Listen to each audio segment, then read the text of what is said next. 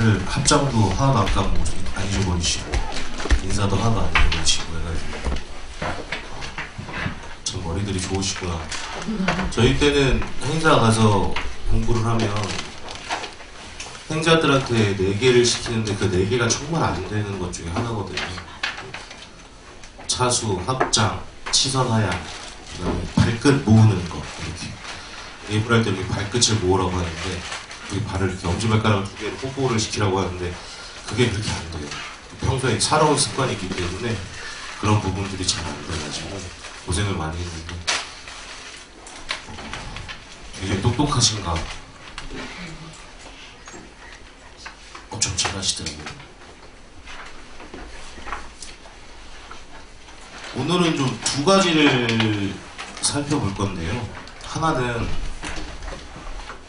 종교라는 것이 무엇인가 하는 거고, 하나는 그 종교 중에서도 불교라는 것이 무엇인가에 대해서 좀 얘기를 해보고, 그 불교가 다른 종교와 특징되게 나누어지는 것들이 무엇인가, 왜 불교가 따로 이렇게 우리가 왜 불교를 공부해야 하는가에 대해서 이야기를 좀 나눠볼 겁니다. 종교라는 게 왜 생겼다고 생각을 하시나요?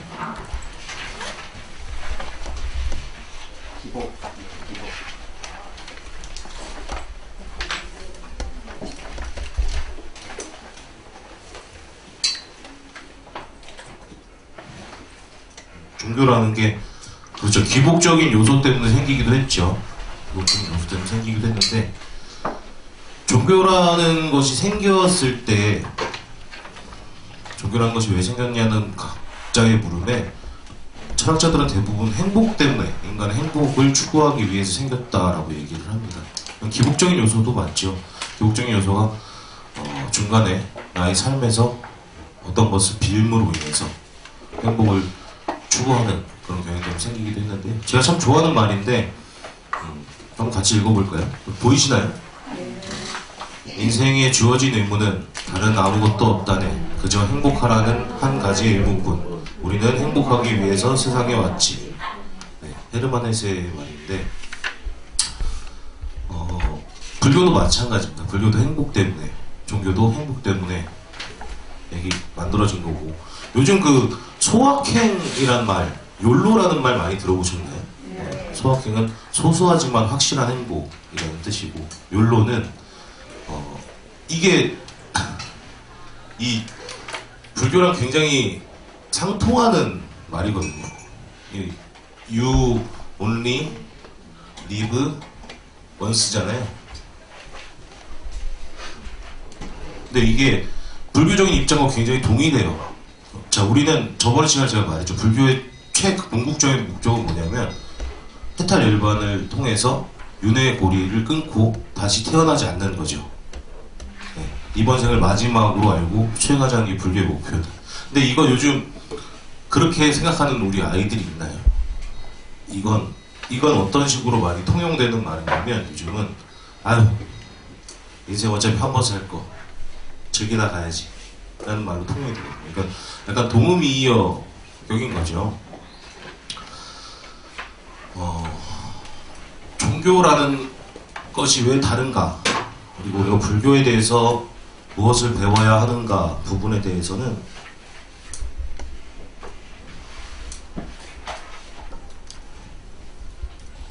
잠시만요.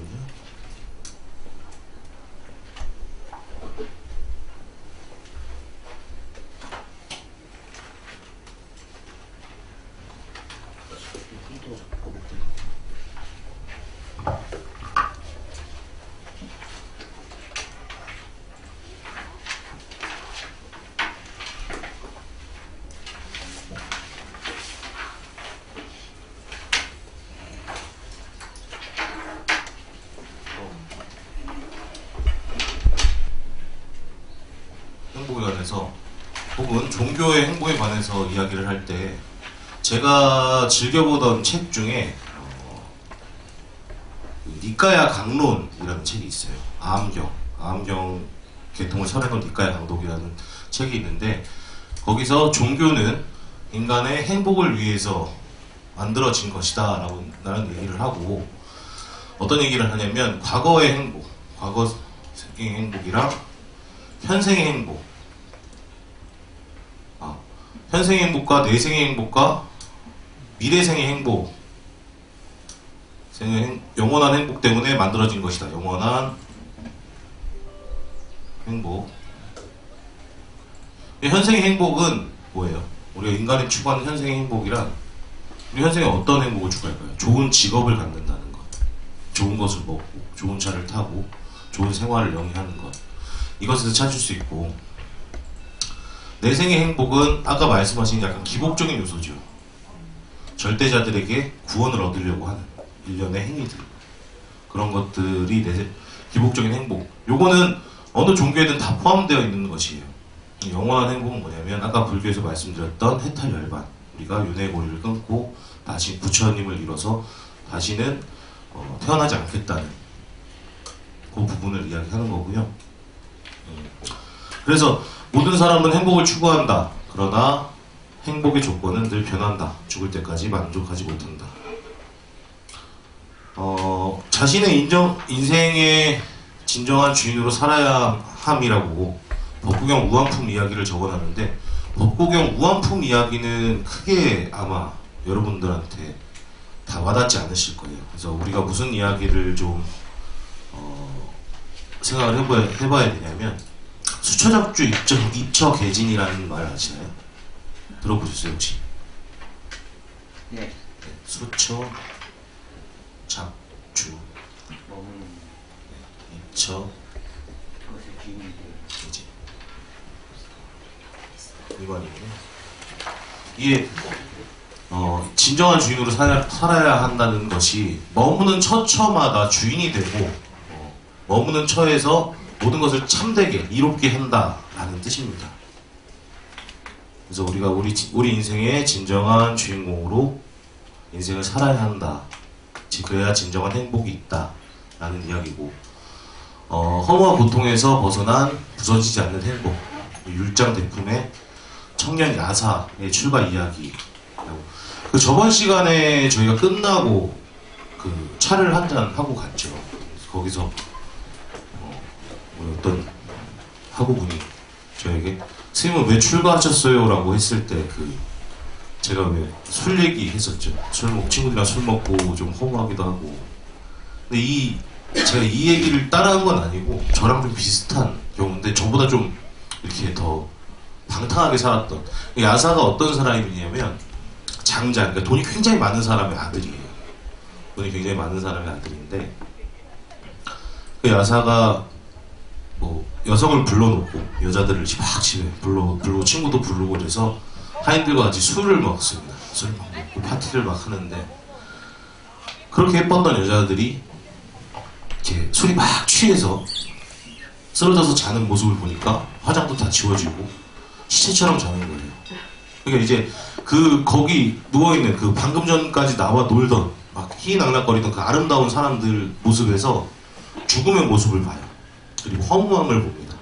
허무함을 보고 출가를 하려고 한 게 아니라, 이제 경전에는 이렇게 나와 있어요. 밖에 나와서 이렇게 한숨을 푹 쉬면서 사슴 동산 쪽을 딱 보니 거기 빛이 나더래요.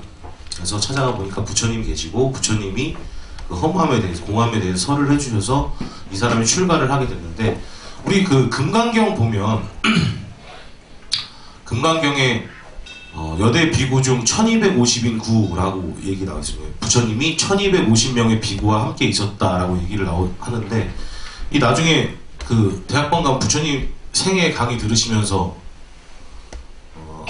배우실 거지만, 그때 아는 척을 하라고 잠깐 알려드립니다. 1250명이라는 게 어떻게 나왔는지. 처음에 부처님이 출가를 하시고, 간단하게만 얘기할게요. 부처님 생애에 대해 좀 아셔야 되는 부분이 있어서, 부처님 출가를 하시고 6년 동안 고행을 하시죠. 6년 동안 고행을 하신 후에 그 고행이 잘못되었다는 것을 깨달으세요. 잘못되었다는 것을 깨달으실 때 어떻게 깨달으시냐면, 서가모니 고행상이라고 보신 적 있죠? 이렇게 서가모니 고행상이 어떻게 생겼냐면, 가슴 갈비뼈가 다 드러나 있고 배가 이렇게 완전 말라져 있는 좌선하고 계신 모습을 보통 많이들 드는데 그때의 모습을 그대로 경전에 옮겨놨는데 어떻게 했냐면 몸을 일으키려고 혹은 몸을 만지려고 이렇게 몸을 이렇게 만지면 몸에 있는 털들이 바람에 날려가서 부스러질 정도로 고행을 했다고. 그리고 백가죽을 만지면 등가죽이 만져지고 등가죽을 만지면 백가죽이 만져지는 정도로 말라 있었다라고 얘기를 해요. 그렇게 고행을 하신 후에 고행이 수행의 온전한 답이 아님을 아세요. 왜냐하면 그렇게 얘기를 하십니다. 현생에 혹은 내생에 미래생에 어떤 수행자도 나보다 더 고행을 많이 할 수행자는 없을 것이다. 고행이 이 깨달음에 대한 답은 아니구나 라고 생각을 하시고, 그 어릴 적 추수제 때 자기가 벽에 앉아 있어서 선정에 들었을 때를 생각을 하시고, 그때 이제 우유죽을 드시고 정진을 하게 되시는데, 같이 수행하던 5명의 비구가 있어요. 같이 수행하는 5명의 비구가 이 인도 전역에는 고행을 수행으로 알고 아직도 수행을 하는 여러 종교들이 있습니다. 같이 수행을 막 하다가 갑자기 어느 날 옆에서 수행하고 있던 사람이 슥 가더니 몸을 막 씻고 어떤 처자가 끓여준 우유죽을 먹어요. 그러면 6명이 같이 수행을 하고 있었는데, 그러면 이 5명은 이 한 사람을 어떻게 봅니까? 저거 봐라, 수행 안 하네. 그래서 이 5명의 맨 처음 깨달은 비구가 서가모니 부처님, 그러니까 시다르타 태자가 서가모니 부처님 깨달음을 얻으셔서 설법을 할 사람을 찾습니다. 설법을 할 사람을 찾아서 이 5명의 비구를 찾아서 오는데, 5명의 비구가 서가모니가 쫙 멀리서 서가모니 부처님 오시는 걸 보고 5명이 속닥속닥 하는 거예요. 이제 와도 저 배신자고, 저 먹을 거 다 먹고 한 사람이고, 저 우리 배신하고 간 수행자, 타락한 사람인데 저 사람이 와도 우리는 저 사람을 모른 척 하자. 네, 이 서가모니 부처님이 쭉 오는데 빛이 나는 거예요, 광명이. 근데 이 사람들이 5명이서 여기서 속닥속닥 거리면서 약속을 했는데, 오니까 막 빛이 나고 굉장히 훌륭한 수행자니까 누구는 집도 깔아주고 누구는 서가모니 물 떠다주고 이렇게 돼서 처음에 이 5명을 가지고 초전법륜을 시작을 하세요. 그리고 나서 출가한 게 저희 야사예요. 야사와 야사의 50인의 친구. 그래서 이게 여기까지가 50명입니다. 여기까지가 50명이고, 이 5명과 야사와 야사의 친구 50명 해서 55명인데 그냥 뭉뚱그려서 50명이라고 얘기를 하고, 그 다음에 이 마하가섭이라고 가섭형제 삼형제가 있어요. 이 가섭형제 삼형제가 데리고 있던 1000명과 그리고 사리불, 목건련, 사리자나 막갈리나라고 하기도 하고요. 사리불이나 목건련이라고 하기도 하는데, 부처님의 그 제자 중에 1번, 2번 제자, 신통력이 가장 뛰어났다고 하는 그 제자 2명이 각각 100명씩, 그래서 200명을 데려옵니다. 그래서 처음에 교단이 형성된 게 1250명으로 교단이 형성되게 되죠. 사리불 목건련의 그 출가 이야기 중에 우리가 그 불자의 자세, 우리가 불자로서 어떻게 살아갈 것인가의 한 자세로 유명한 말이 있어요. 우리 해인사 쪽에 그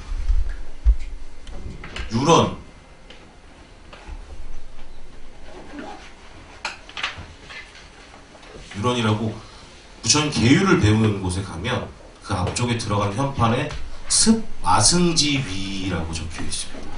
이게 무슨 얘기냐면, 그 아까 사리불이랑 목건련이 다른 스승의 밑에 있었어요. 맨 처음에 다른 스승의 밑에 있다가 출가를 해야겠다. 우리 스승은 조금 어리석은 사람이다. 우리를 정말 잘 인도해 줄 분이 온다면 우리는 출가해야겠다라는 생각을 합니다. 그래서 우리의 진정한 스승이 온다면 우리는 여기 정체되어 있지 말고 그 스승을 만나 떠나자라고 얘기를 하는데, 거기서 둘이 이제 한 길을 걷고 있다가 한 수행자가 이렇게 걸어오는 모습을 봐요. 근데 그 수행자가 너무 멋있는 수행자가 오는 거예요. 그래서 둘이 가서 얘기를 합니다. 그 수행자에게, 그 수행자에게 둘이 가서 수행자님, 우리를 제자로 받아주신다면 우리가 출가를 하겠습니다. 그래서 당신의 밑으로 제자로 들어가겠습니다. 이렇게 얘기를 하니까 그 얘기를 들은 사람이 마승 비구라는 사람인데, 그 마승 비구가 뭐라고 했냐면, 나는 당신들을 가르칠 사람이 아니고 나는 부처님의 제자입니다. 그러니 당신들은 나의 제자가 되려 하지 마시고 부처님을 찾아가 부처님께 귀의하십시오 라고 얘기를 해서, 그 존자의 모습을 보고 두 분이 출가를 했다. 그래서 우리도 그 수행자처럼 정말 누가 봐도 참 멋있는 수행자가 되려 노력하자라는 의미에서 승마승지 위기라고 적어놓고, 불자들은 이렇게 수행을 하자라고 얘기를 해요.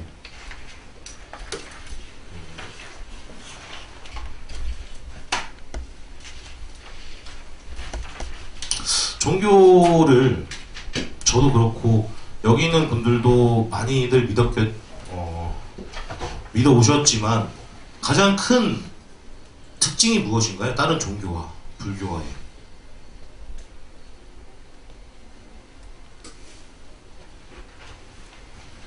이 불교는, 다른 종교는 신의 의지를 하는 거죠.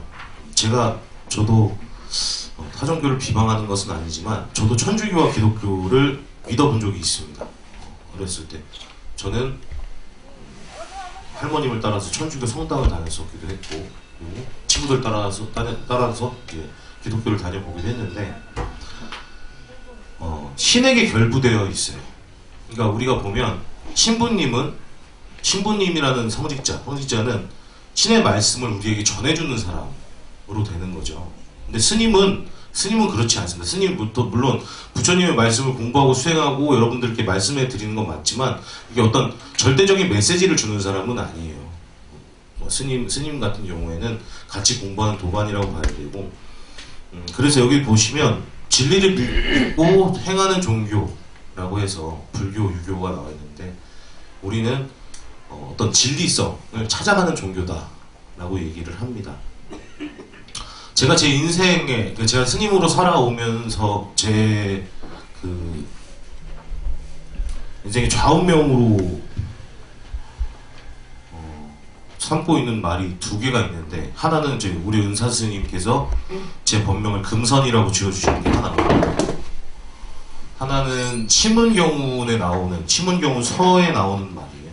이 금선이란 말은요, 제가 이 본명 때문에 굉장히 오해를 많이 받았는데, 건방지다고. 어른스님들이 저 보면, 야, 너 본명이 뭐냐? 얘 금선입니다. 이러면, 건방진 놈이네. 이런 얘기를 많이 하셨어요. 그 이유를 몰랐는데, 제가 이제금자를 써요. 이제금자에 참선할 때 선자를 이렇게 쓰는데, 이걸 쇠금자를 쓰고요. 신선선자를 쓰면, 이게 부처님입니다. 네. 그래서 어른들이 저한테 물어봤을 때, 저 범명이 뭐냐? 네, 저 금선입니다. 그러면 이게 출가한 지도 얼마 안 된 놈이 이름 부처야? 이런 식의 이야기들이 많으셨어요. 그래서 근데 그건 아니고, 금선이 뭐냐면 저희 은사 스님께서 참선을 스승으로 삼아서 살아가라고, 이제부터 살아가라고 해서 출가하실 때 지어주신 이름이라, 요거를 하나를 제가 잡고 사는 것이 있고, 하나는 치문경운이라고 합니다. 경운의 서, 그러니까 맨 앞에 나오는 글이에요. 이 치문경운은 책을 사셔도 좀 보기가 어렵습니다. 다 한자로 나오고 있는 책이라서, 만약에 사실 거면 도서관에서 해설본을 파니까 이 부분 한번 사셔서 읽어보시면 좋을 것 같아요. 이 치문이라는 게 뭐냐면, 두드릴 치자에 문자를 말합니다. 그러니까 문을 두드린다는 거야. 이렇게. 이건 우리가 보통 어떨 때 하는 행동이죠? 처음 들어갈 때, 낯선 곳에 처음 들어갈 때 하는 행동이죠. 그러니까 부처님을 배우기 위해서 문을 두드리고 들어오는 사람들을 경계하고 훈책하기 위해서 만든 책입니다. 그래서 여기 서에 뭐라고 적혀 있냐면요, 모든 중생의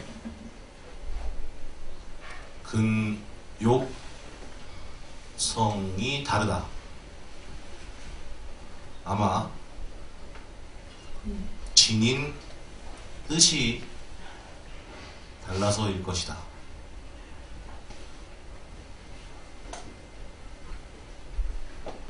이 때문에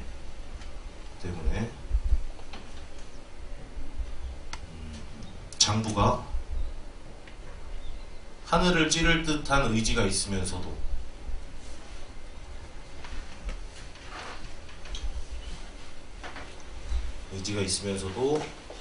열애가 행하신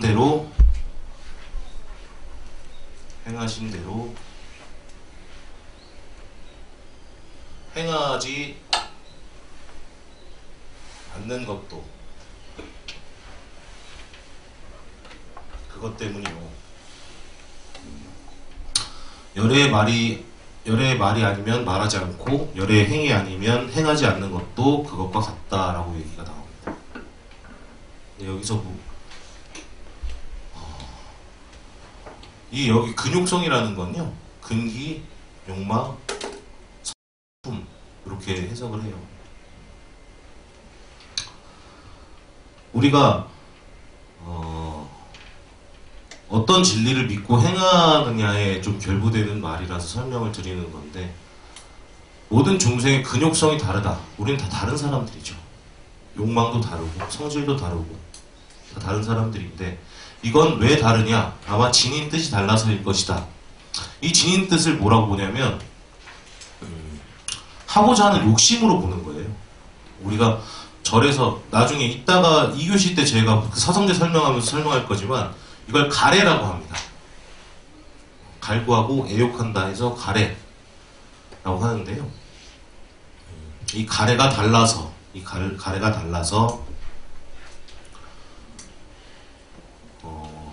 일 것이다. 이 때문에 우리가 장부가 의지가 딱 충만해요. 하늘을 찌를 듯한 충천지라고 해요. 충천지.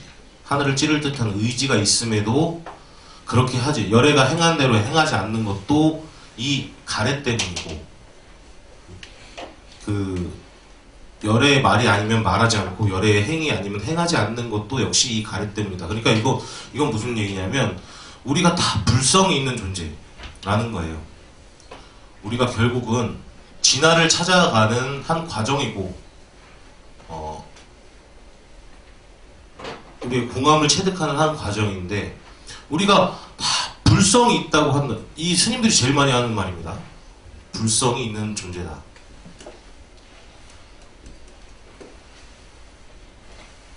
회장님. 회장님. 네. 이명준. 회장님? 맞죠? 예. 이 불성이 뭡니까?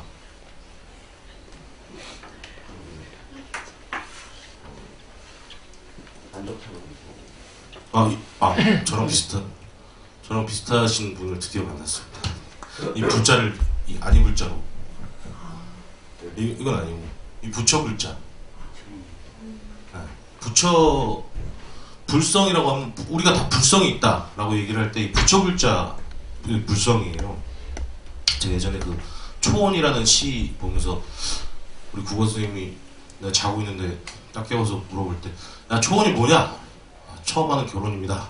이랬다가 굉장히 많이 혼났는데 이 불성이 부처님의 성품, 부처님의 성질이라고 해석을 하기도 하고요. 우리는 여태까지 그렇게 해석을 하고 이게 가장 보편적으로 쓰이는 해석 방법이었어요. 그래서 우리가 불성이 있다, 본래 불성이 있다 얘기를 하면 우리가 부처님의 성품이 있다. 그래서 우리가 부처님이 될 수 있다라고 얘기를 하는데, 이 얘기는 조금 위험한 얘기입니다. 얘기는 그 부처님의 본래 성품이 있다라는 것은 어떤 절대적인, 아까 봤죠? 이 신을 믿는 절대적인 어떤 것을 하나를 인정하는 거기 때문에, 불교는 제가 말했듯이 이 공함을 인정하는 거예요. 항상 영원한 것이 없다라는 것을 인정하는 존재, 그 공부기 때문에 이 갑자기 없다 아니다 하다가 어느 순간 불성이 있다 이래요. 그러면 이건 좀 이렇게 말이 좀 어불성설이 되는 거죠. 역설이 되는 거죠. 그래서 이 불성을 초기 불교 쪽에서는 뭐라고 해석을 하냐면 부처가 될 가능성이라고 해석을 합니다. 말이 되죠. 우리가 불성이 있다라고 얘기를 하면 우리 마음속에 부처가 될 가능성이 있다. 근데 아까 그 얘기했던 그 가래의 부분과 이 얘기를 서로 이어보면 자, 우리는 부처가 될 가능성이 있는데 우리 욕심 때문에 우리 부처가 못 되고 있는 거예요. 그래서 우리가 지금 해야 될 공부는 뭐냐면 이 우리의 불성, 부처가 될 가능성을 가리고 있는 이 막 막고 있는 이 욕심을 제거하는 공부를 해야 된다라는 이런 진리를 찾아가야 된다는 게 결국 불교의 굉장히 큰 목표다라고 얘기를 할 수 있는 거고요. 그래서 제가 어떤 부분을 우리 부처님을 알아가는 부분에서 어떤 부분을 우리 신도분들한테 이야기를 해주면 좋을까라는 생각에 저는 처음에 그래서 부처님 생애 공부를 같이 하는 게 맞다고 생각을 했었어요. 우리 처음에 불교를 알아보러 왔으면 그래도 서가모니 부처님이 왜 그 왕의 지위를 버리고 부처가 되었는지에 대한 것들을 조금 알아보면서 공부를 하는 게 맞다고 생각을 해서 오늘은 이제 챕터에 대해서 얘기를 하고 다음 시간에 제가 그 팔상성도라고 해요. 우리가 제가 주로 벽화로 이렇게 얘기하는 그 설명을 많이 좋아해서 인사 대적광전 뒤에 가면 혹은 어떤 절을 가도 큰 법당에 보통 많이 그려져 있습니다. 이렇게 4개로 한 그림씩이에요. 팔상성도가 뭐냐면 부처님이 여태까지 살아오신 그 삶을 부처님이 태어나셔서 돌아가실 때까지의 그 삶을 총 큰 일을 8개의 그림으로 그려놓은 것을 말해요. 부처님의 그러니까 첫 번째 그림은 이거죠. 이 마야 부인이 이렇게 뭐 부처님을 낳고 있는 그림이라든지 부처님의 태몽을 꾸고 있는 그림, 태몽을 꾸고 있는 그림이 첫 번째고 마지막에는 뭐 부처님께서 이렇게 관 밖으로 발을 내보이시고 돌아가시는 그림이 마지막에 이렇게 있습니다. 그 그림을 통해서 간단하게 우리가 부처님 생애를 알고 넘어가는 시간을 다음번에 마련할 거고요. 오늘은 종교에 관해서 우리가 어떤 부분을 알고 해야 되는지 그리고 이 불교에서 말하는 진리가 무엇인지에 관해서 이야기를 해보겠습니다. 다종교와 공대는 불교의 종교적 특징, 진정한 해탈, 평화와 열반의 실현이라고 얘기를 하죠. 해탈과 열반 말이 좀 어렵습니다. 욕심을 떠나가는 하나의 과정이라고 얘기를 하는데요. 우리가 깨달음을 얘기를 할 때 이 해탈 열반에 대해서 이야기를 할 때 이 해탈이라는 것, 깨닫는다는 것은 어떻게 이야기를 하냐면요. 수행을 통해서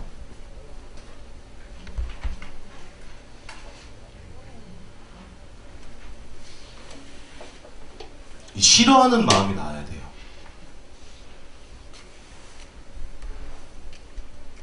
마음이 나오고 이 싫어하는 마음이 나오면 이욕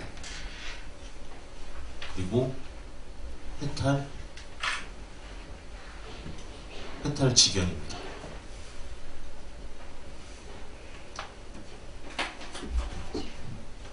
이 싫어하는 마음, 요 부분이 좀 중요한 건데요. 제가 저번 시간에 설명을 드렸죠.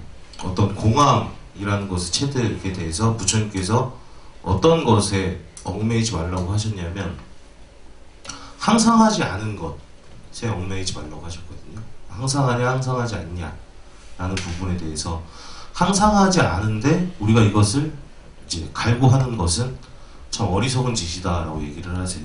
근데 이게 제가 말씀드렸죠. 즐거운 것도 그렇고 즐거운 것 역시 고통이고 괴로운 것 역시 고통이다.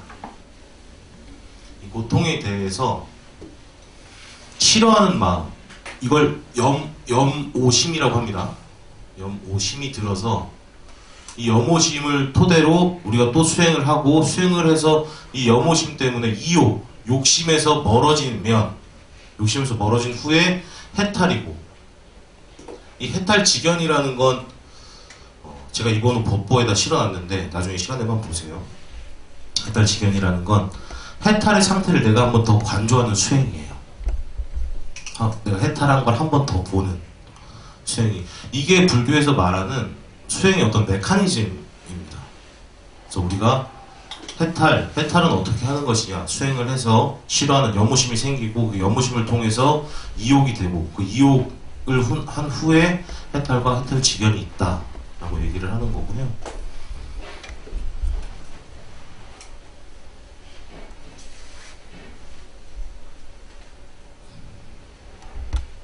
이 불교 아까 말했던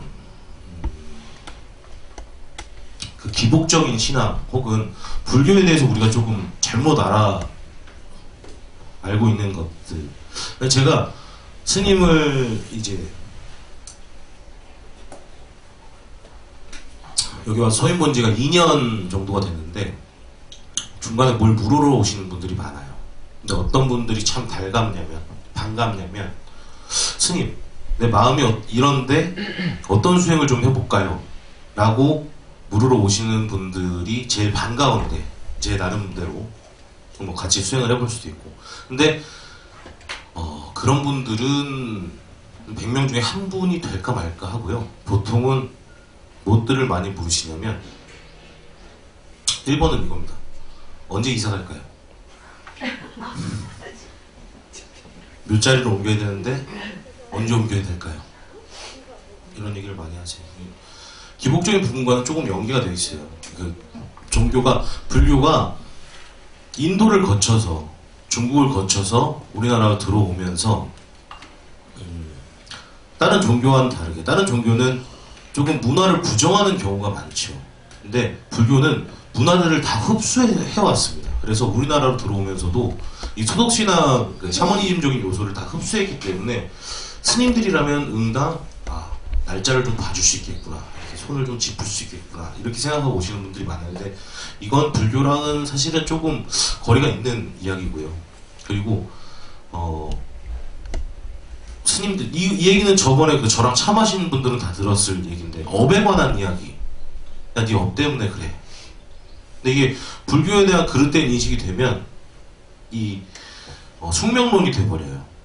숙명론이 뭐냐면 내 운명을 그냥 받아들이기만 하는 거예요. 과거 때문에 과거 업 때문에 이렇게 될 수밖에 없다는데 이거를 내가 지금 한들 뭐해? 그럼 받아들여. 포기하고 살아. 이렇게 되는. 아까 그 욜로랑 비슷한 거예요. 어차피 살다가 그냥 죽을 건데 이번 생 즐겁게 살아. 재밌게 살아. 이렇게 되는 건데 근데 제가 말씀드린 게 있죠. 이번 생도 내가 다음에 받을 생의 과거생이라는 걸 알아서 수행에 정진해야 한다 라고 이게 올바른 불교를 배우시는 분들의 그 업에 관한 인식이고요.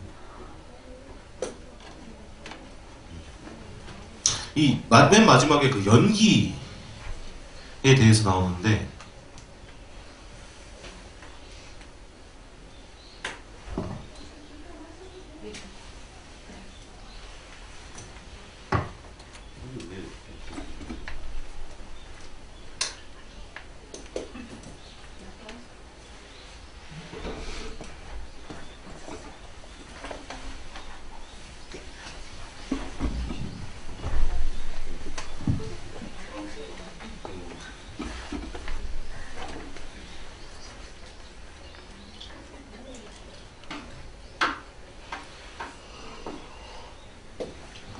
그래서 오늘은 이제 이 시간부터는 부처님의 연기와 사성제에 관해서 좀 배워보려고 해요. 연기라는 게 연기 들어보셨어요? 연기법? 연기법이라고 혹시 못 들어보셨나요? 연기라는 게 부처님이 고통을 이야기하시면서 설하신 건데 연기라는 건 이것과 이것의 인연을 말하는 거예요. 이것이 있으면 저것이 있고 이것이 없으면 저것이 없고 이것이 생김으로 인해서 저것이 생겨나고 그래서 12연기를 말씀을 하시죠.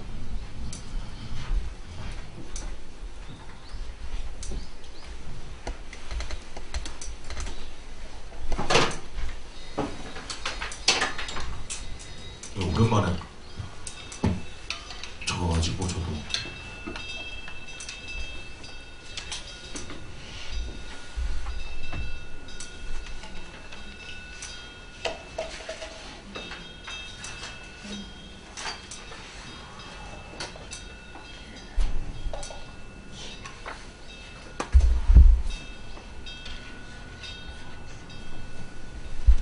연기법을 말할 때 가장 이야기를 많이 하시는데 환멸문이라고도 하고 고통이 생기는 원인이라고도 하고 고통이 소멸되는 길이라고 얘기를 하기도 합니다. 요렇게 밑으로 내려가면요, 무명이 있음으로 해서 행이 있고, 행이 있음으로 해서 식이 있고, 식이 있음으로 해서 이렇게 얘기하면 고통이 생기는 구조라고 얘기를 하고요. 요 밑에서부터 위로 노사가 없음으로 해서 생이 없고, 이렇게 하면, 이렇게 인식을 하기 시작하면 이게 고통을 없애는 구조다. 그래서 환멸문이다 라고 얘기를 하기도 하는데, 요게 연기에 관한 설명이에요. 그래서 우리가 이 다음 시간에 요 한 10분 쉬고, 요 다음 시간에는 뭐에 대해서 얘기를 할 거냐면 사성제, 부처님께서 깨달으시고 주장하신 사성제라는 것은 과연 무엇인가, 거기에 대해서 한번 같이 읽어보면서 한번 알아보는 시간을 갖도록 하겠습니다. 잠깐 휴식하도록 하시죠. 이 부처님의 탄생에 대해서 배웠는데, 이분이 왕족이에요. 치달타 태자라고 합니다. 치다르타 태자라고 얘기를 하고요. 인도의 그 카스트 제도에 보면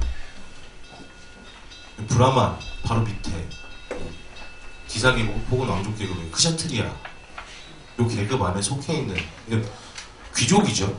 귀족이고 왕족인 사람인데, 이 사람이 출가를 하게 될 때 여러 가지 이유로 출가를 하게 되는데, 네 가지 문에서 한쪽 문에서는 병든 사람을 보고요, 한쪽 문에서는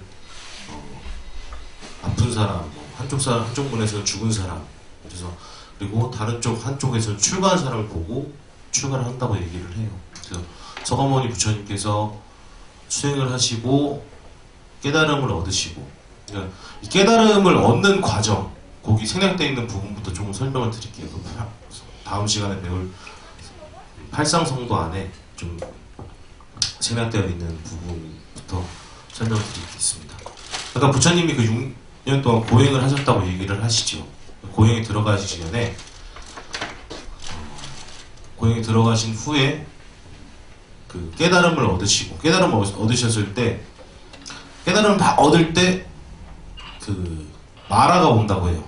마라가 이제 마귀가 와서 부처님과 꼬시려고 합니다. 군대를 보내기도 하고, 왜냐하면 부처가 돼서 이제 사람들이 수행을 열심히 해서 지옥으로 떨어지는 사람이 없으면 자신의 군세가 약해질 거라고 생각한 마왕이 자신의 군대를 데리고 와서 협박을 하기도 하고, 지형지물을 변화시켜서 겁을 주기도 하고, 자신의 딸들 3명을 예쁜 사람으로 변장시켜서 내려와서 이렇게 하는데, 결국은 지쳐서 마귀가 와서 부처한테 얘기를 해요. 네가 부처가 된, 깨달음을 얻은 사람이라는 것을 어떻게 증명을 하겠냐라고 얘기를 합니다. 그러니까 부처님께서 대지의 신이 나와서 증명을 하리라 라고 얘기를 하시고, 땅에다가 손가락을 이렇게 찝으세요. 보시면 그 서가모니 서가모니 상이 이렇게 있으면 서가모니 상 중에 손가락 하나로 이렇게 땅을 짚고 있는 수인을 하신 서가모니 부처님이 계세요. 그게 이제 항마 촉지인이라고 해서, 항마, 마귀를 막는, 촉지, 땅을 가리켜서 막는 그 수인이라고 해서 그렇게 얘기를 하시고, 그리고 나서 그 다섯 비구를 찾아오기 전에, 이름이 조금 생소하시면서 웃깁니다. 부처님이 수행을 그러니까 고행을 하러 가기 전에 2명의 존자를 만나요. 그 당시 인도에서 만났던 알라라, 깔라마, 네, 우타카라고도 하고요. 우타카, 라마, 부타, 이 2명의 수행자를 만납니다. 수행자를 만나시고, 이 두 명이 하나는 무소유처라고 하고 비상, 비비상처라고 하는데요. 구차 이게 굉장히 높은 세 개의 사선 중에 제일 높은 선정을 깨달은 사람들이에요. 이 사람을 만나서 이 무소유처를 깨닫고 이 사람을 만나서 비상 비비상처를 깨닫고 이 두 명의 사람들이 모두 부처님께 얘기를 합니다. 나와 같이 함께 교단에 서서 나의 제자들을 가르치자라고 얘기를 하는데 이 부처님이 이걸 두 개를 다 깨닫고 나서도 결국 이거 안에는 진정한 깨달음은 없었다라고 생각을 하고 떠나시는 거예요. 그래서 6년 고행을 하시고 깨달음을 얻고 나서 맨 처음 하신 생각은 이겁니다. 맨 처음 하신 생각은 이게 좀 의외이실 수가 있어요. 맨 처음 하신 생각은 사람들에게 내가 깨달은 바를 이야기해줘 봐야 이 욕심에 가득 찬 사람들이 이 법을 온전히 알아들을 수 없겠구나 라고 생각을 하세요. 그러니까 불법을 전파를 안 하시려고 한 거예요. 맨 처음에는. 근데 그걸 이제 안 천신이 나와서 만료를 합니다. 부처님한테. 부처님 그래도 이 세상 어딘가에 부처님이 깨달으신 그 법을, 수승한 법을 깨닫는 사람이 분명히 있을 것입니다. 한 번 더 생각해 주세요 라고 얘기를 해서 부처님께서 생각을 하십니다. 그래서 세 가지의 비유를 하세요. 깨닫는 사람이 있겠구나 라는 생각을 하면서 내 머릿속에 세 가지의 비유가 떠올랐다라고 얘기를 하시면서 연꽃의 비유를 하십니다. 연꽃이 똑같이 이렇게 땅에서 피죠. 땅에서 피는데 이 물이 이렇게 막 있고 연꽃이 이렇게 펴서 물 안에 피는 연꽃이 있고 물 가까운 데 피는 연꽃이 있고 물 위로 피는 연꽃이 이렇게 있죠.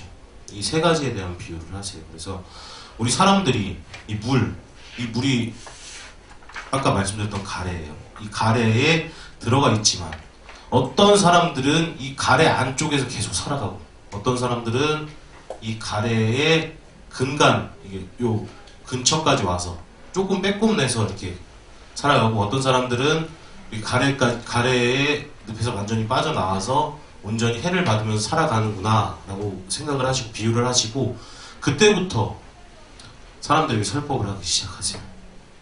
그래서 사람들에게 설법을 하러 가기 전에 그래도 자기가 만난 사람들 중에서는 이 두 사람이 제일 수순한 사람이죠.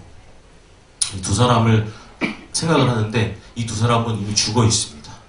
그 사람은 없습니다 라고 얘기를 하고 그러면 누구에게 이 깨달음을 이야기해 줘야겠는가. 그래서 다섯 비구를 찾아가서 설법을 시작을 하시는 거예요.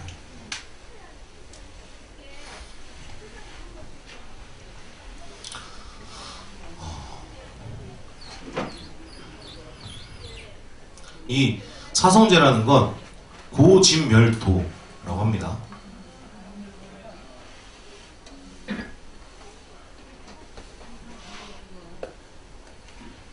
도라고 하는데요. 뒤에 내용이 나오니까.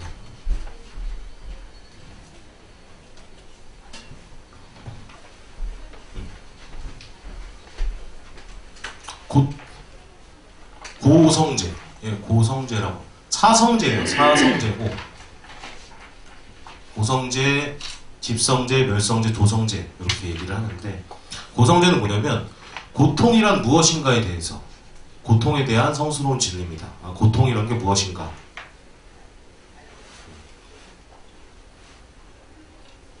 고통이란 게 어떤 게 고통일까요? 우리가 알고 있는 고통이란 게 뭘까요?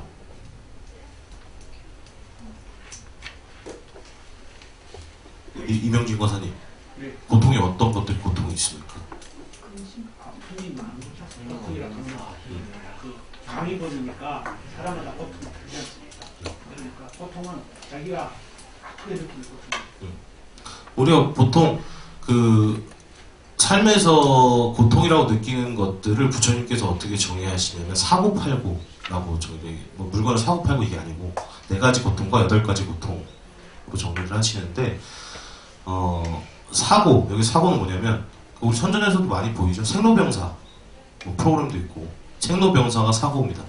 태어나고 늙고 병들고 죽고 태어나는 것도 고통으로 들어가는 거예요. 우리가 아까 말했듯이 불교는 태어나지 않음을 목적으로 하니까 태어남도 고통이 되는 겁니다. 태어남으로 인해서 고통이 시작되는 거고요.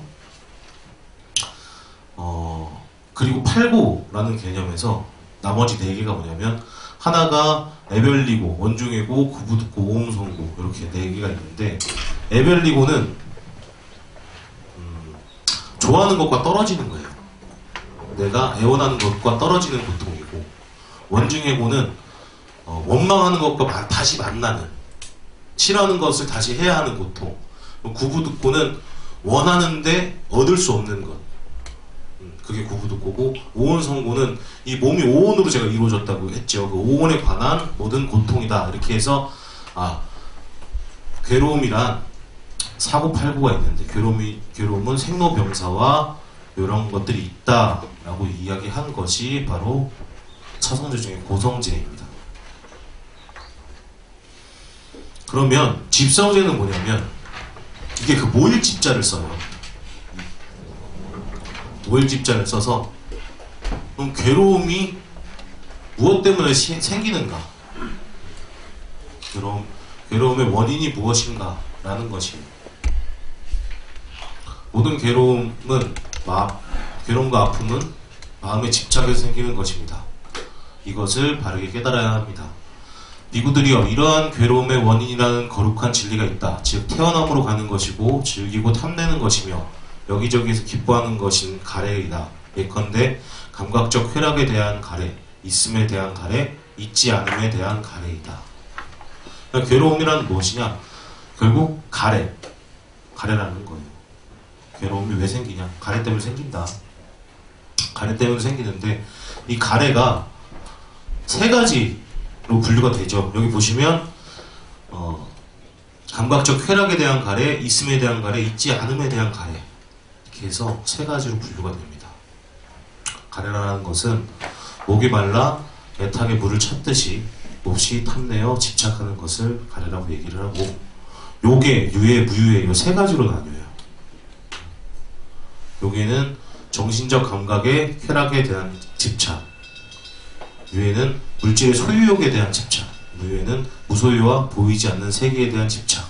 그래서 이 무유에 뭐가 들어가냐면 죽음에 관한 것도 들어갑니다. 내가 빨리 죽고 싶다 혹은 빨리 죽고 싶지 않다라고 집착하는 것도 이 무유에 들어가요. 말했죠. 감각적인 욕망들은 다 고통이다 라고 얘기를 하고, 이 고통은 무엇 때문에 생기는가? 가래 때문에 생긴다. 가래는 뭐냐? 가래는 집착이다.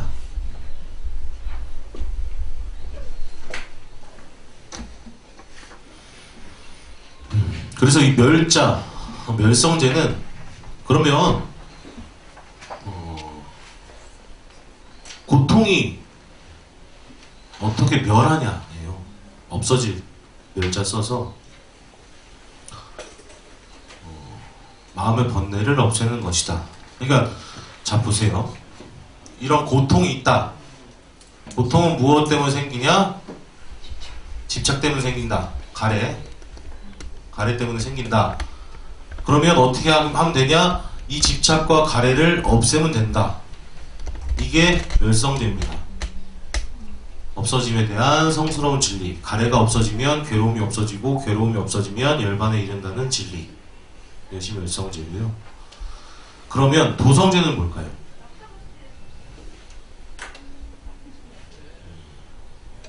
자, 여기까지가 이론적인 이야기였다면, 불교는 항상 뭘 중요하게 생각한다고 했죠? 수행을 중요하게 생각한다고 했죠. 이 도는 수행입니다. 그러면 우리가 그 괴로움을 멸하기 위해서 어떻게 해야 하는가?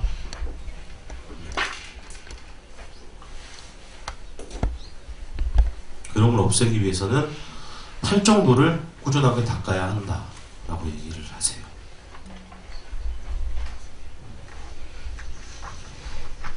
그래서 부처님께서 그 니카야 긴경이라는 곳에서 사도인 사자가 긴경이라는 곳에서 그 그 사더니 사작가가 부처님께 물어봅니다. 부처님의 제자는 뭐가 다르냐? 라고 얘기를 했을 때 부처님께서 단박에 대답하세요. 내 제자는 팔정도를 수행하는 사람들이다. 라고 얘기를 하십니다. 팔정도가 뭐냐면요.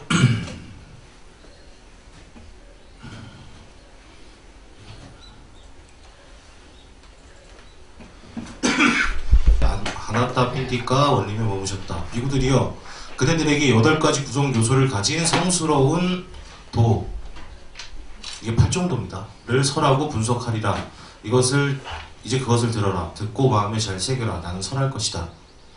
비구들이 어떤 것이 8가지 구성 요소를 가진 성스러운 도인가? 그것은 바른 견해, 바른 사유, 바른 말, 바른 행위, 바른 생계, 바른 정진, 바른 마음 챙김, 바른 삼매이다. 라고 얘기를 하시면서 팔정도를 설하세요. 그 비구들이요, 무엇이 바른 견해인가? 정견이죠. 괴로움에 대한 지혜, 괴로움이 일어남에 대한 지혜, 괴로움의 소멸에 대한 지혜, 괴로움의 소멸로 인도하는 도닦음에 대한 지혜를 이뤄 바른 견해라 한다. 그럼 정견이란 건 뭐예요? 아까 우리가 설명했던 사성제에 대한 올바른 고찰입니다. 이게 고진멸도구나 라는 것을 깨닫는 게 정견이에요.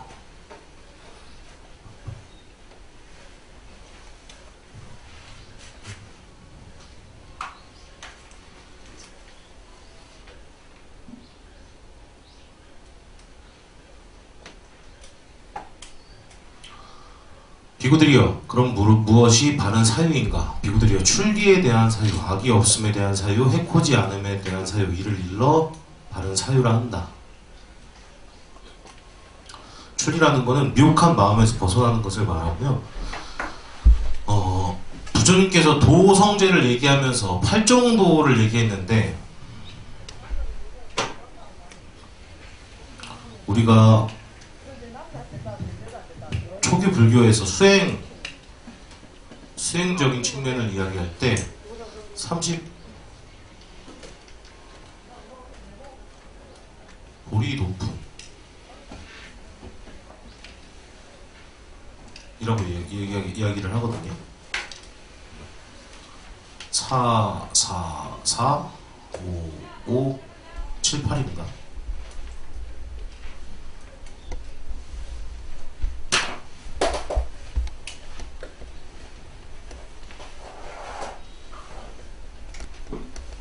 혹은 15, 20, 25, 21, 37, 37가지 수행을 말을 하는 거예요. 그 중에서 오늘은 사념처가 무엇인지, 팔정도가 무엇인지. 팔정도는 아까 말씀드렸던 그 8가지의 그 행위를 말을 하는 것이고, 정어, 정업, 정적, 뭐 이런, 일단 요걸 다 하고, 팔정도를 다 하고 이야기를 하겠습니다. 비구들이여, 무엇이 바른 말인가? 우리 그 천수경 하는 거 들어보신 분 계신가요? 바른 말이 무엇인가? 불교에서 10악이라고 규정을 해요. 10가지의 안 좋은 것. 거기서 말에 대한 게 4개입니다. 나쁜 말을 하고 이간질을 하고 뭐 이런 것들이 4개예요. 그래서 그만큼 바른 말을 중요하게 생각을 하는데요. 바른 말을 하는 것을 정어라고 하고, 그 다음에 정업, 살생을 삼가고 도둑질을 삼가고 삿된 음행을 삼가는 것, 이를 일러 바른 행위라 한다. 그래서 이 경전에 보면 이 정업에 관해서 나올 때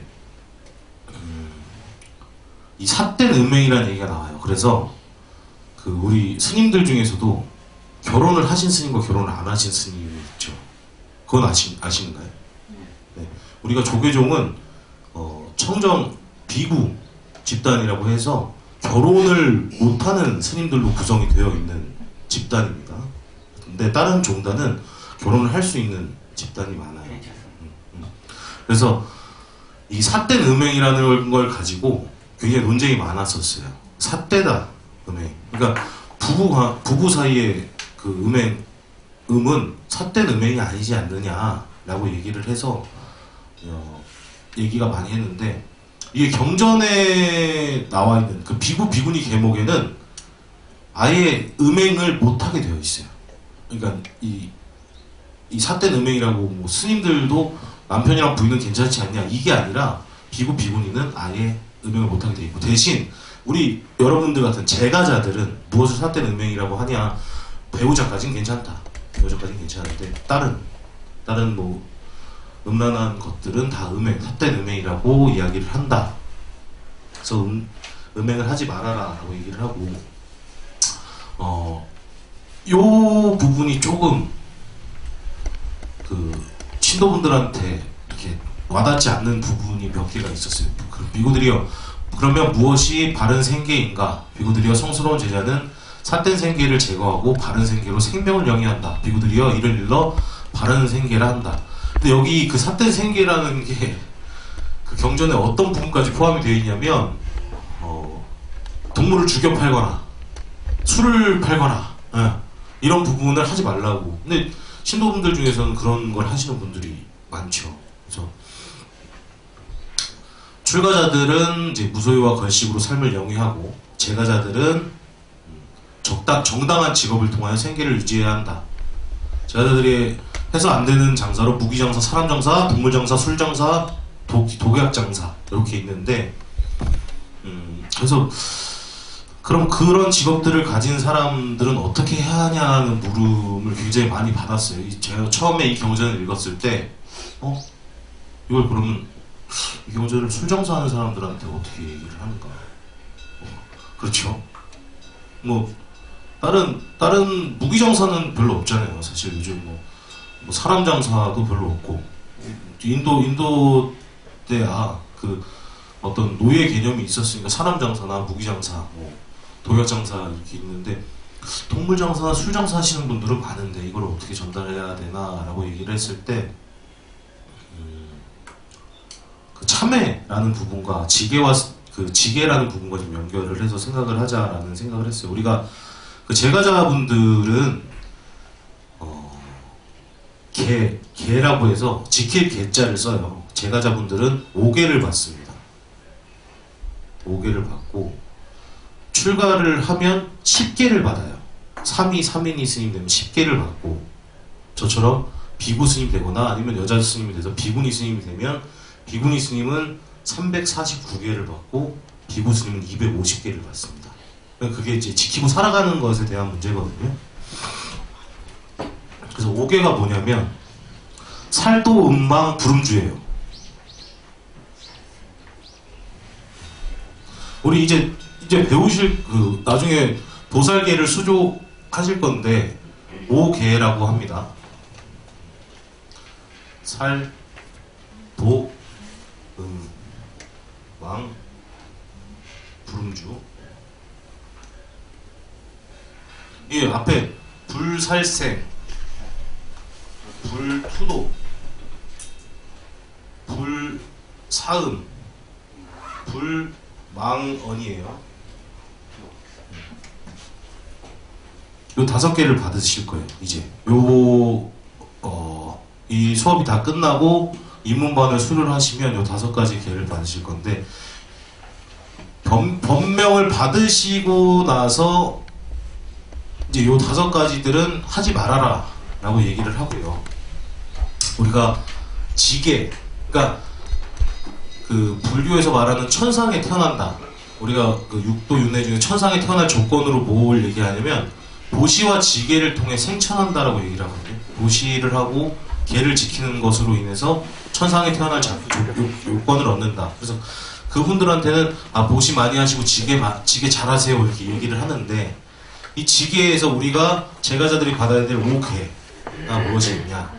처음에 살인하지 말고, 도둑질하지 말고, 삿된 음행하지 말고. 제가자들 삿된 음행입니다.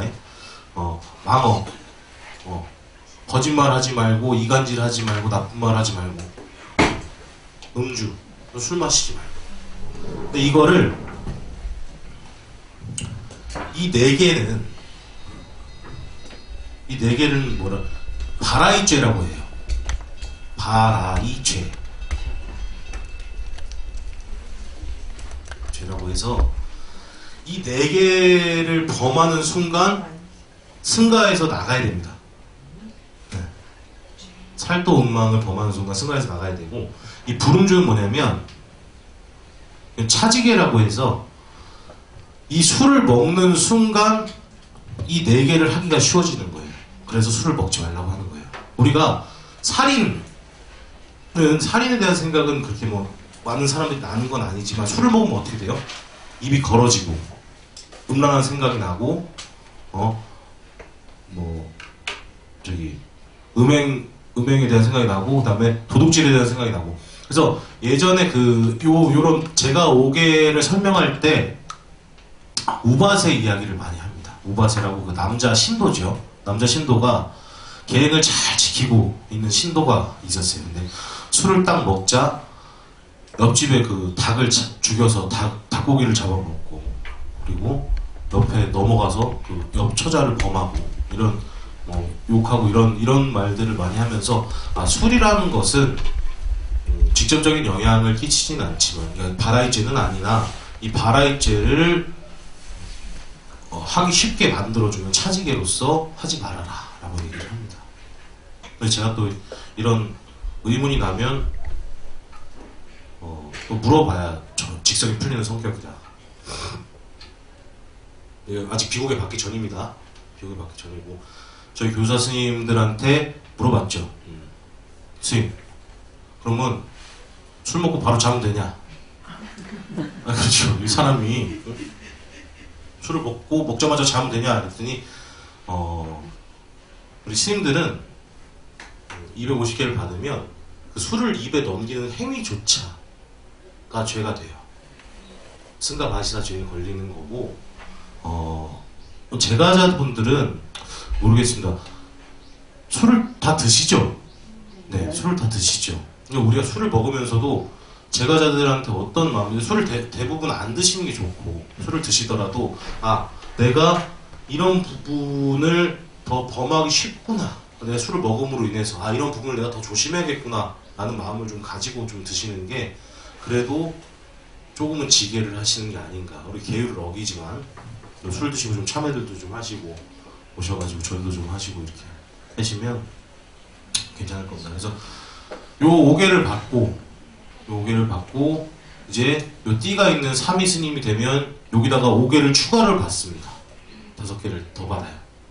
그러니까 요 띠 있는 스님이랑 제가자들이랑 걔는 5개 차이 납니다. 5개 차이 나는 게 뭐냐면,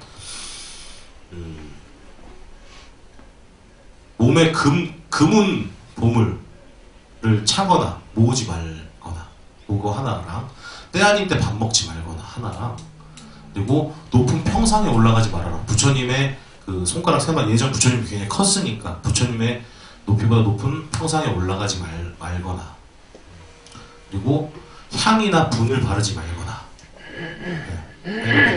바르지 말거나, 그리고 마지막으로 그 풍류 즐기거나 놀지 말아라. 뭐 노래하거나 풍류 즐기지 말아라. 이렇게 해서 5가지를 더 받아요. 그래서 제가 강원을 갔을 때만 해도 요즘 시제품 화장품들이 이렇게 냄새가 좀 독하죠. 독해가지고 자기가 사온 화장품들을 다 압수를 해요. 다 압수를 하고 뭘 쓰게 하냐면 베이비 로션을 쓰게 합니다. 네. 베이비 로션을 모든 스님들이 다, 그러니까 저희가 그때 그 강원에서 한 60명이 넘게 살았는데 60명이 씻을 때도 같이 씻고 잘 때도 같이 자고 이렇게 하거든요. 다 베이비 로션만 발라요. 그러면 이걸 한 3, 4년 정도 이렇게 하고 살면 어떤 그 현상이 나타나냐면, 우리 그 보살님들 중에 이렇게 조금 향수 짙게 뿌리시는 분들, 혹은 그 화장 좀 짙게 하시는 분들 있잖아요. 그런 분들 만나면 머리가 어지럽기 시작합니다. 같이 못 있겠다 이런 식으로 생기기도 하고, 그 음주나 뭐 아니면 뭐 풍류 즐기는 거 이런 것도 좀 자제하고 살고, 그렇게 살다가 4년을 그렇게 살면 이제 비구 스님이 되고 나서, 비구니 스님은 중간에 개가 하나 더 있어요. 4년 살 때 2년 차에 개를 한 번 더 받고, 비구 스님은 그런 게 없고, 비구니 스님은 그래서 둘 다 이제 비구, 비구니계를 받는 거죠. 구족계를 받는다고 하는데, 그걸 받으면 비구 스님들은 250개를 받고요. 비구니 스님들은 349개를 받습니다. 근데 이 250개는 349개는 뭐냐면 결국에 그 근간은 다 이거예요. 이거에서 세세하게 나뉘는 겁니다. 뭐 어떨 때 뭐 저떨 때 해서 이 개가 왜 생겨났냐면 승단이 이렇게 있었죠. 우리가 승가가 계속 유지를 해오다 보니까 이렇게 어기는 놈도 많고 저렇게 어기는 놈도 많고 이렇잖아요. 그러면 이제 그거에 맞춰서 하나씩 이제 된 거예요. 그래서 우리가 비구들이 바른 생계인가, 바른 생계라고 하는데 이런 것을 이런 장사를 하시는 분들이라도 처상에 태어나시려면 지계, 도시를 많이 해야 한다. 이게 우리가 바르지 않은 직업을 가지고 있지만 바르지 않은 직업을 가지고 있다 하더라도 우리가 그 바르지 못한 직업을 가지고 있는 만큼 보시도 많이 하고 지계도 잘 지키고 해야 좋은 결과가 있다. 그래서 신도들이 어떤 계를 지켜야 하느냐, 이 5가지 계를 지키면 된다 라는 겁니다. 어렵진 않죠? 이렇게 저 계 5개가. 네. 어렵. 5번이 제일 어렵죠? 네, 그렇죠. 네.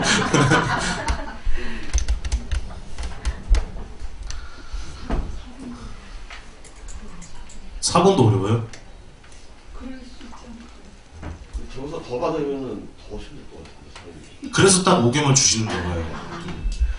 우리가 개를 받을 제가 왜 저번 시간에 호계합장이라고 알려드렸죠. 이렇게 무릎을 펴고 합장하는 자세에서 개를 받는데 개를 받을 때 연비를 해요. 연비가 스님들이 이렇게 한 손가락 태우시는 그 연비가 아니고요. 남자는 왼쪽 손, 여자는 오른쪽 손을 걷고 이 걷으면 지져진 자국 같은 게 보이시나요? 네. 예. 개를 받을 때 이렇게 손을 이렇게 내밀고 있으면 스님께서 와서 향불로 이렇게 살짝 이렇게 해주십니다. 그러면 그걸 왜 하냐면 내가 아프게 이렇게 힘들게 개를 받았으니 내가 어렵게 개를 받았으니 내 이 살이 탄 이때 고통을 잊지 말고 항상 열심히 지게 하자, 개를 잘 지키자 이런 의미로 하는데요. 우리 신도분들은 그렇게 세게는 안 지집니다. 세게는 안 지지고 그냥 이렇게 조금 호 불어가지고 이렇게 살짝 톡 대고 마는데 저희는 개 받을 때 여기다가 새끼손톱 반만한 솜을 올려요. 솜을 올리고 그 목화솜에다가 향을 올려요. 그러면 이 목화솜이 타들어갈 때 동안은 이제 여기가 계속 뜨거운 거죠. 그래서 나중에 물집이 좀 크게 잡히는데 신도분 그렇다고 뭐 개 받을 때 안 오시면 안 됩니다. 신도분들은 조그마한 향 가지고 이렇게 톡 하고 마니까 우리가 그걸 알고 개를 지킬 그걸 보고서 내가 개를 이렇게 받았으니까 술을 아예 안 드시면 너무 좋겠지만 술을 아예 안 먹을 수가 없으니까 이런 생각을 하라는 거죠. 술이 왜 안 좋냐, 왜 부처님께서 술을 개로 지정을 하셨냐. 술 마시면 저 4가지 생각이 잘 나니까 그러면 내가 술 마실 동안은 적어도 저렇지 않아야겠구나. 그리고 술 마신 부분을 내가 참회하더라도 술을 뭐 조금 마셔야겠구나. 항상 이런 생각을 좀 가지고 생활에 임하시면 생활이 조금 더 여법해지지 않을까라는 생각이죠. 그럼 정정진이 뭐냐면 제가 저번 시간에 말했던 그 재앙막작 중선봉행이라는 모든 악을 막고 모든 선을 봉행한다. 그거랑 똑같은 말이고요. 이 사정근의 내용이에요. 이 팔정도가 자세히 살펴보면 이 37보리도품의 모든 수행법이 팔정도 안에 집약이 되어서 들어가 있습니다. 그래서 이 정진은 사정근의 내용이기도 하고 한번 보겠습니다. 비구들이여, 그러면 무엇이 바른 정신인가? 비구들이여, 여기 비구는 아직 일어나지 않은 사악하고 해로운 법들을 일어나지 못하게 하기 위해서 열의를 생기게 하고 정진하고 마음을 다잡고 애를 쓴다. 자, 생기지 않은 법들, 그러니까 생기지 않은 나쁜 것들을 일어나지 않게 하고, 생긴 이미 일어난 사악하고 해로운 법들을 제거하고, 생기지 않은 좋은 법들을 생겨나게 하고, 그 좋은 법들을 증진시킨다. 이 네 개예요.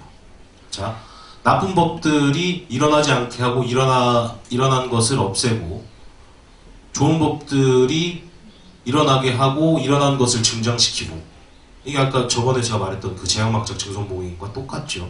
이게 이 내용, 요 정정진의 그대로 그 내용이 이 사정근입니다. 방금 제가 말했던 그 네 가지예요. 나쁜 법들은 일어나지 못하게 하고 좋은 법들은 일어나게 하고 증장시키고. 이것도 보면 우리가 일상생활에서 너무 다 일상생활에서 할 수 있는 어떤 수행법들이에요. 우리가 나쁜 생각이 일어나면 그 나쁜 생각인 걸 알고 그만해야겠다 내려놓고, 좋은 생각이 일어나면 이 좋은 생각을 어떻게 더 다른 사람들한테 펴고 고시를 하고 이렇게 할까 라고 해서 증장시키려고 노력을 하고, 이런 부분입니다. 여기 보이시죠? 이게 사정근이에요. 단속, 버림, 수행, 보호. 그래서 불선법은 일어나지 않게 하고 불선법을 버리고, 선업을 일으키려 수행하고 이미 일어난 선업은 증장시키고.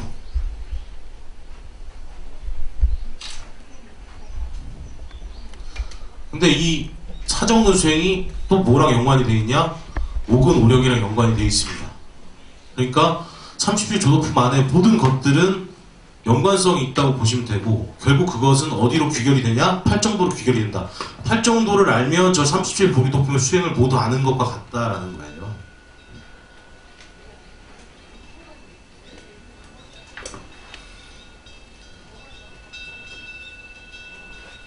자, 그럼 정령.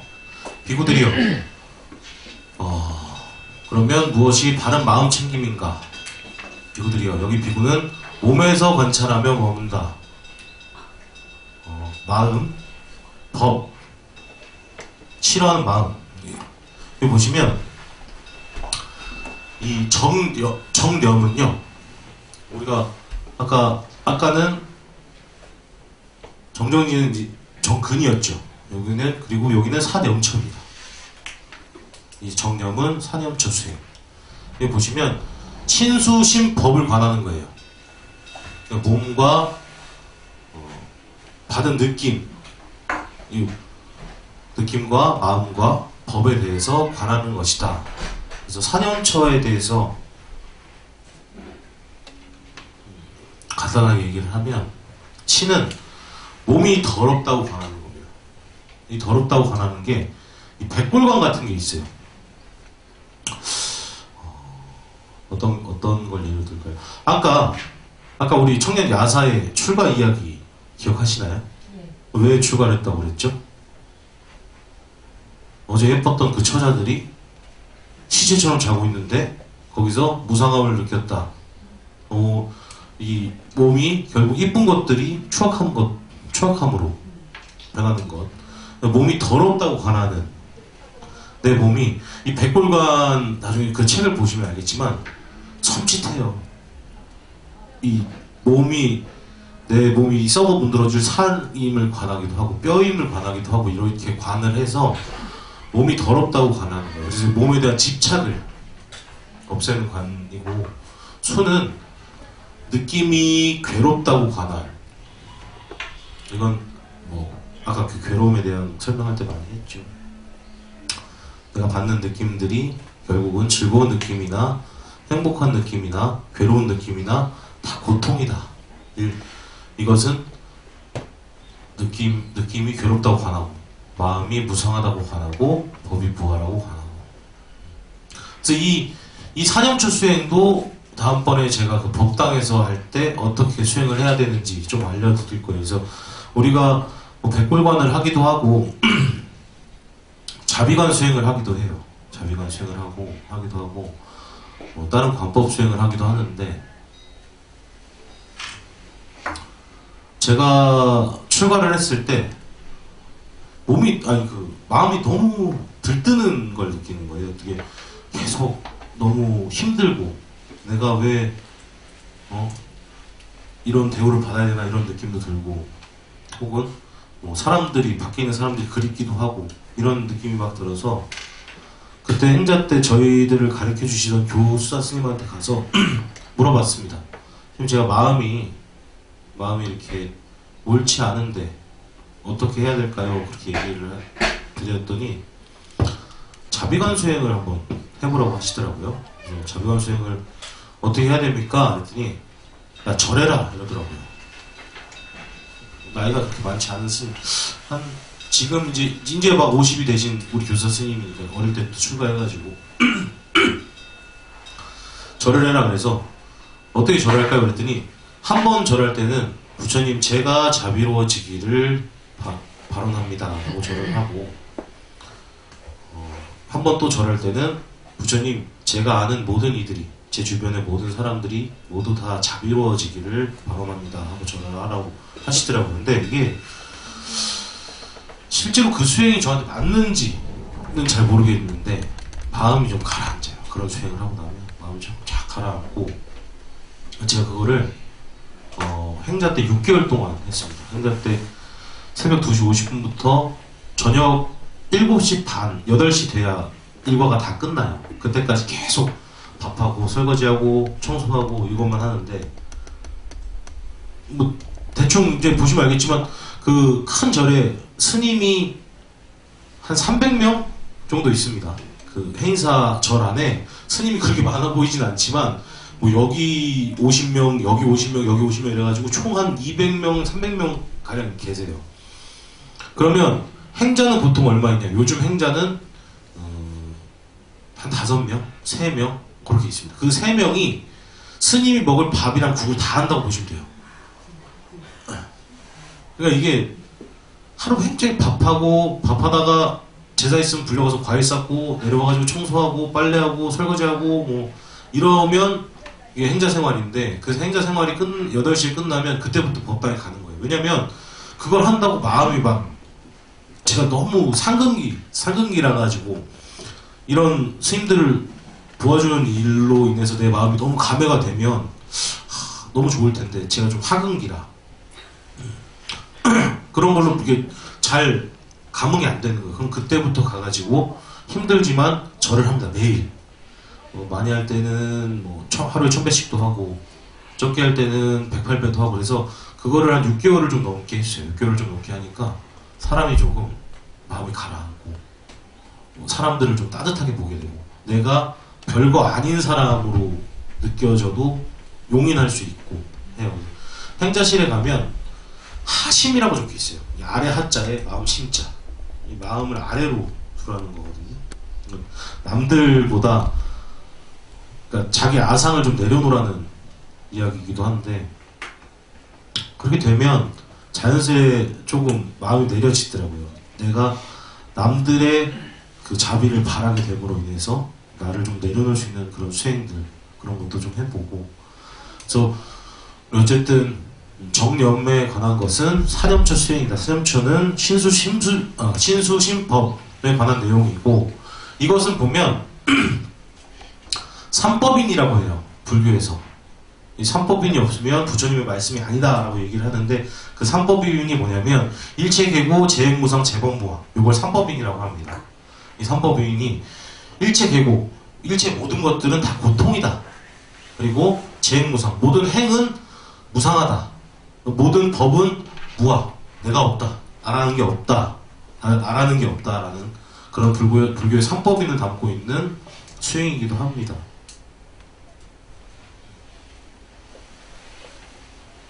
정에 대해서 나오죠. 이게 조금 어려워요. 이 정정은 조금 어려운데, 바른 삼매라고 얘기하면 되고, 이 삼매의 그 생각의 끊어짐에 따라서 우리가 어디에 있는지를 알 수 있습니다. 이게 우리가 초선에 있는지 2선에 있는지 3선에 있는지 4선에 있는지. 근데 이거는 아직 저도 참 어려운 부분이고, 그리고 아직은 그 우리 처음 배우시는 분들께서 숙지하실 내용은 아닌 것 같아서 넘어가고,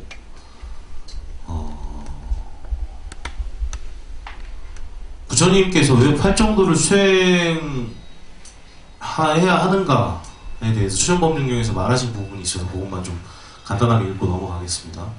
비구들이여, 출가자가 가까이 하지 않아야 할 두 가지 극단이 있다. 무엇이 둘인가?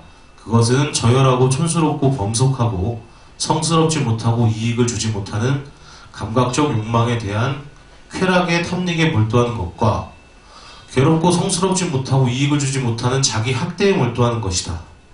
감각적인 욕망과 육체적인 고통에 벗어남을 말씀을 하시는 겁니다. 이게 중도죠.